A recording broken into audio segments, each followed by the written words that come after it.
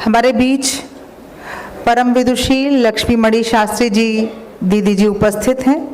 आप जगत गुरु शंकराचार्य की शिष्या रही हैं, हिंगलाज सेना की अध्यक्ष हैं और नशा मुक्ति अभियान और जो आदिवासियों के कन्वर्जन का ईसाइयों में परिवर्तित कर देने का जो अभियान है उसमें ये बहुत काम कर रही हैं। आप हमारे बीच ये श्री विद्या की साधिका है और मध्य प्रदेश जबलपुर से हमारे बीच आई हैं। आप कथावाचक हैं और राम मंदिर प्रकरण में भी आपने जेल यातना सही है। तो ऐसी विदुषी लक्ष्मी मणि शास्त्री जी को पा करके हम सब निश्चित रूप से बहुत आह्लादित हैं, बहुत आनंदित हैं और मैं उनको बड़े ही आदर और सम्मान के साथ उनसे ये अनुरोध करती हूं कि अपना पाथेय हम सबको प्रदान करें। आदरणीय दीदी लक्ष्मी मणि शास्त्री जी। सच्चिदानंद रूपाय शिष्य संतापहारिणे स्वरूपानंद देवाय तस्मै श्री गुरुवे नमः। तस्मै श्री गुरुवे नमः। तस्मै श्री गुरुवे नमः। बोलिए श्री अयोध्यानाथ की, श्री काशी विश्वनाथ की, श्री मथुराधीश की, श्री सरस्वती माता की, धर्म सम्राट पूज्यपाद श्री जगद्गुरु शंकराचार्य भगवान की नमः। पार्वती पते हर हर महादेव। सर्वप्रथम मैं परम पूज्य नित्य प्रातः स्मरणीय अपने सदगुरुदेव भगवान के पावन पाद पद्मों में कोटिशः वंदन करती हूँ, जिनके अनुग्रह से इस परम पुनीत कार्यक्रम में भाग लेने का अवसर प्राप्त हुआ। हमारे भाई श्री प्रेम भूषण जी महाराज हमारे बीच में विद्यमान हैं। प्रेम भूषण का अर्थ जानते हैं आप लोग? प्रेम ही आभूषण हो जिनका। और मैं समझती हूं कि जो व्यक्ति अपने जीवन में प्रेम को ही आभूषण बना ले, उसको ये जो धर्म परिवर्तन होता है ना, प्रेम से अपने धर्म में हम लोग ला सकते हैं। तो इन्होंने प्रेम को भूषण बना लिया। ऐसे प्रेम भूषण जी हमारे बीच में विद्यमान है। हमारे भैया श्री पवन जी, बहुत सुंदर अभी आपका उद्बोधन हो रहा था। हमारे रामानंदाचार्य जी महाराज विराजमान हैं। इनके सदगुरुदेव भगवान जो थे ना, श्री हरियाचार्य जी महाराज, वो जब हरिदास शास्त्री थे तब हम लोगों के साथ प्रवचन का हुआ करता था। आचार्य बाद में बने, वो जब हरिदास शास्त्री के रूप में महादेव शास्त्री जी, हरिदास शास्त्री जी, ये लोग जब एक साथ हम लोग मंचों में बोलते थे, नालंदा में और बिहार के अन्य मंचों पर भी कार्यक्रम हम लोगों के होते थे। तो आपको तो पहली बार सुनने का अवसर मिला, बहुत अच्छा आपने। और हमारी बहन श्रीमती नीरजा जी ने तो बड़ा सुंदर उद्बोधन दिया है और इनकी पुस्तकें तो मैं पढ़ी हूँ। पूज्य महाराज श्री के जीवनी इन्होंने लिखी है। धन्यवाद शिवनी में पूज्य महाराज श्री का, हमारे गुरुदेव भगवान का जन्म स्थान था। तो बहुत सुंदर लिखा और इतना आकर्षक इनका लेखन होता है कि आप जब पढ़ना शुरू करेंगे तो छोड़ नहीं पाएंगे। और हम सभी को एकत्रित करने वाली हमारी रंजना जी जो हैं, रंजना जी के विषय में तो हम बाद में बताएंगे। अभी तो श्री कुलदीप जी हैं, जन उद्घोष सेवा संस्थान। देखो यह कितना सुंदर विषय है और कितना सुंदर नाम है। इसके संस्थापक भाई कुलदीप जी हैं। ये कुलदीप जी जो है ना, केवल कुल के ही दीपक नहीं है, बल्कि सनातन कुल के दीपक हैं। ये सनातन धर्म का काम कर रहे हैं ना, इसलिए सनातन कुल के दीपक हैं ये। ऐसे ऐसे कुलदीप अगर हर घर में एक एक दीपक जल जाए तो मैं समझती हूँ कि बहुत अधिक जन उद्घोष की आवश्यकता नहीं पड़ेगी, केवल कुलदीप की ही जरूरत है। तो कुलदीप जी हैं और यह लक्ष्मणपुर है। हमारे लक्ष्मण कुमार की राजधानी लक्ष्मण कुमार के नाम से यह नगर बसा हुआ है। लक्ष्मण कुमार जानते हैं, लक्ष्मण जी अगर भगवान श्री राम ब्रह्म के अवतार हैं तो लक्ष्मण भी ब्रह्म है। महाराज जनक ने कहा कि उभय वेश धरि की सोयावा, ब्रह्म जो निगम नेति कही गावा।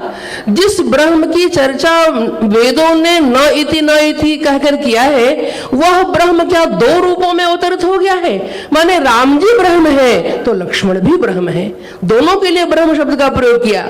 और आप जानते हैं कि जिस समय लक्ष्मण कुमार ने मेघनाद का वध किया, उस समय देवताओं ने जो उनकी स्तुति किया है वो बहुत सुंदर स्तुति है। कहते हैं जय अनंत जय जगदाधारा, तुम प्रभु सब देवन निस्तारा। जय हो अनंत भगवान की जय हो। तो ये लक्ष्मणपुर है, और लक्ष्मणपुर ही नहीं, लक्ष्मणपुर संवाद है।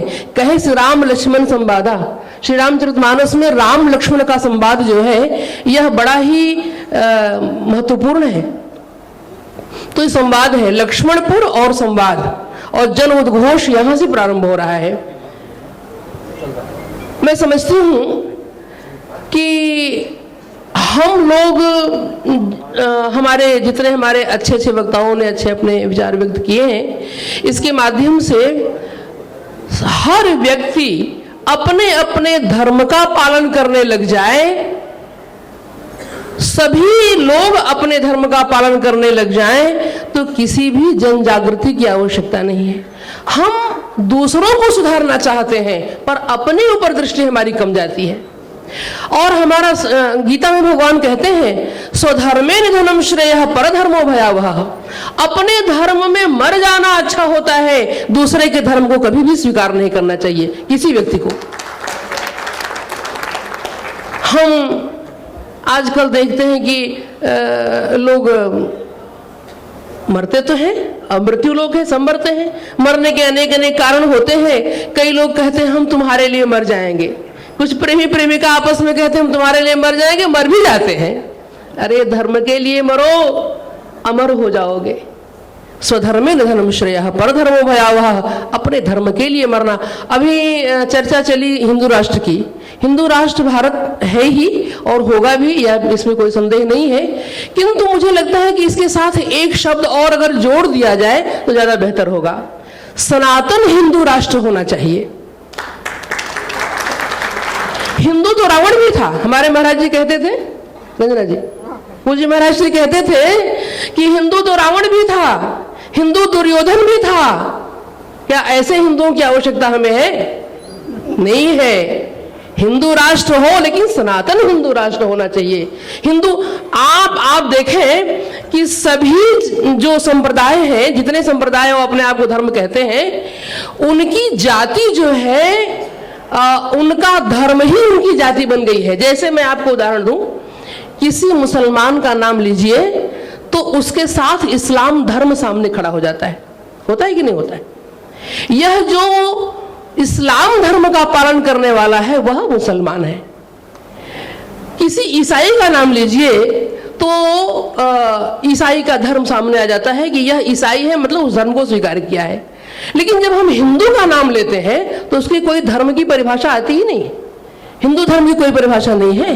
हिंदू का भी अपना धर्म है। वह कौन सा धर्म है? सनातन धर्म है। तो सनातन हिंदू राष्ट्र भारतवर्ष को घोषित होना चाहिए।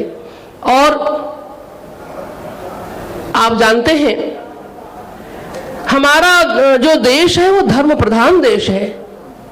जिस समय महाराज हरिश्चंद्र, काशी के हरिश्चंद्र घाट पर महाराज हरिश्चंद्र विराजमान थे, महारानी सेव्या अपने नन्हे से बालक का शव लेकर के आती हैं और आकर के उन्होंने कहा कि इसका संस्कार करना है।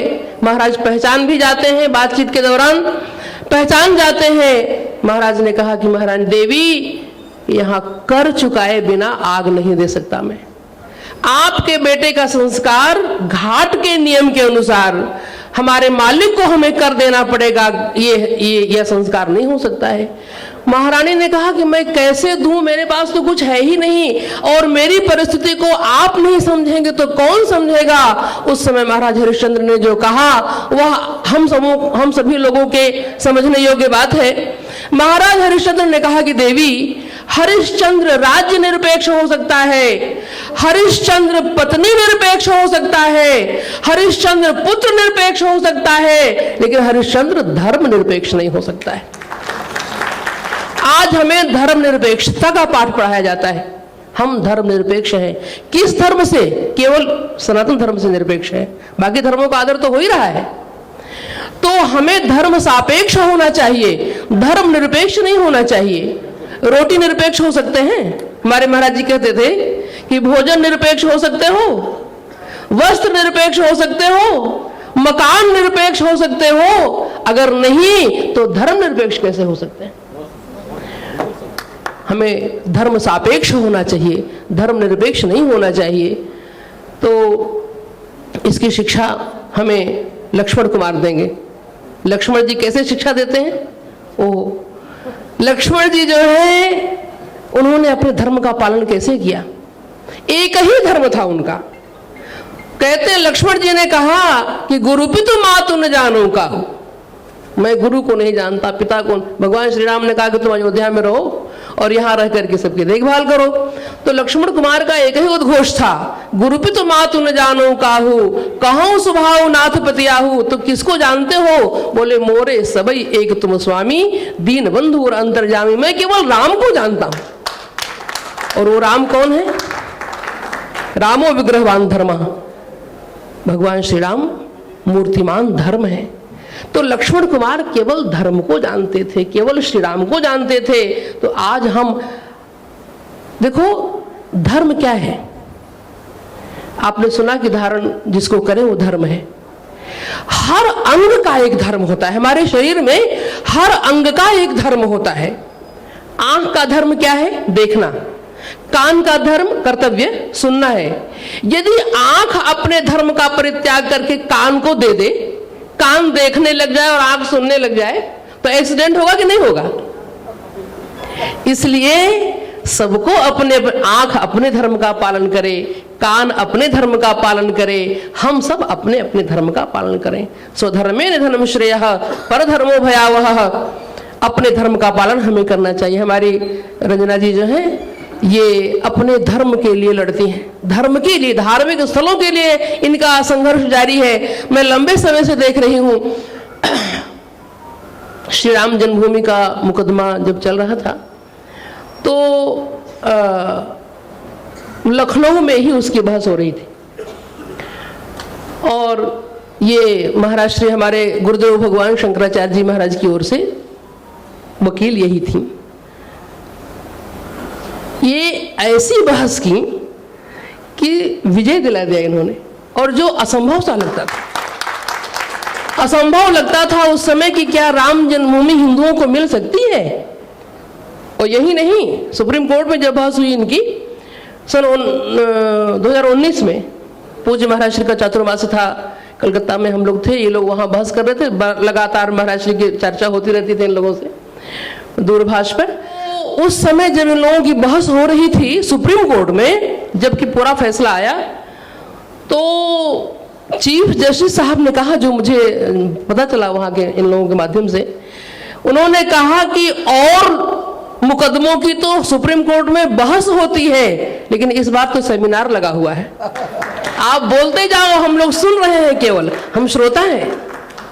और आपको जान करके आश्चर्य होगा कि जब फैसला हिंदुओं के पक्ष में हो गया, जज साहब ने पूछा कि आप लोग क्या चाहते हैं। महाराज जी की ओर से इन वकीलों से पूछा गया कि आप लोग क्या चाहते हैं। रंजना जी से पूछा गया तो इन्होंने कहा कि हम कुछ चाहने के लिए मुकदमा नहीं लड़े हैं, हमारे हिंदुओं को राम जन्मभूमि मिल जाए, बस इसके लिए हमने मुकदमा लड़ा है, हम अपने धर्म के लिए। और आपने सुना हमारी बहन श्रीमती नीरजा जी से कि इन्होंने शुल्क नहीं लिया।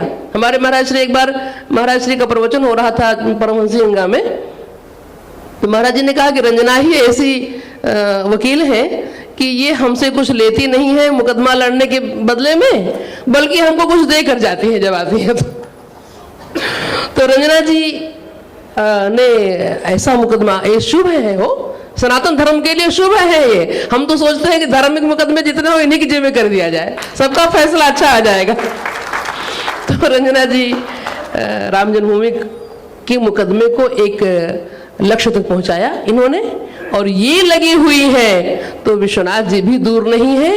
और मथुराधीश, आप जानते हैं हमसे कभी कभी चर्चा इनकी हो जाया करती, लगभग हो जाया करती है। ज्ञानवापी का जो मस्जिद है उसमें श्रृंगार गौरी का मंदिर है एक, भगवती का, जो वर्ष में एक बार खुलता है और दर्शन होता है भगवती का। इन्होंने हमसे कहा कि आप मुकदमा लड़ जाइए और श्रृंगार गौरी की सखी बन जाइए, क्योंकि मुकदमा लड़ने के लिए कोई रिश्तेदार होना चाहिए। भाई आप क्यों मुकदमा लड़ रहे हैं? हमसे बोले आप सखी बन जाइए। हमने कहा बन तो जाए पर मुकदमा हम लड़ नहीं पाएंगे, क्योंकि हमारा वो स्वभाव नहीं है कि हम बहस वहस कर सके। और ये बनी श्रृंगार गौरी की सखी है ये, और मथुराधीश की भी सखी है ये, क्योंकि इनको मुकदमा लड़ना था। तो और लोग जो सखा सखी कहते होंगे अपने आप को भगवान का, वो तो मान्यता के अनुसार, अपनी भावना के अनुसार कहते होंगे, लेकिन ये तो रजिस्टर्ड सखी है भगवान कृष्ण की। तो रंजना जी हमारे बीच में, और अच्छा लगा आपके बीच में आकर के, हमें खूब अच्छा लगा। और मैं अभी तो ये नींव धरी गई है इस कार्यक्रम की, जन उद्घोष सेवा संस्थान ने एक श्री गणेश किया है। ऐसे बहुत से आयोजन भारतवर्ष में होंगे, और आप देखिए दोनों मिलकर के, कुलदीप जी और रंजना जी, अलग जगाएंगे सनातन धर्म की। बस इसी मंगल कामना के साथ मैं अपनी वाणी को विराम देना चाहूंगी। और अब आप सब लोग जिनको सुनने के लिए हम और आप उत्सुक हो रहे हैं, उन्हीं की बारी है। बस बोलिए धर्म सम्राट पूज्यपाद श्री जगतगुरु शंकराचार्य भगवान की, सत्य सनातन धर्म की, श्री अयोध्यानाथ की, श्री मथुराधीश की, श्री काशी विश्वनाथ की, श्री भारती मैया की। नमः पार्वती पते, हर हर महादेव। एक बार पुनः कुलदीप तिवारी जी और आदरणीय रंजना दीदी से अनुरोध करूंगी कि आपको जो है वो अवध मार्तंड अलंकार से अलंकृत करें।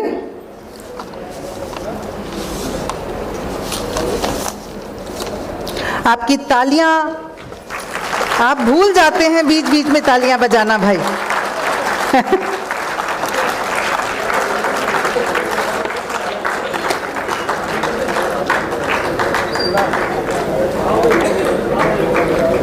जय श्री राम, जय जय श्री राम।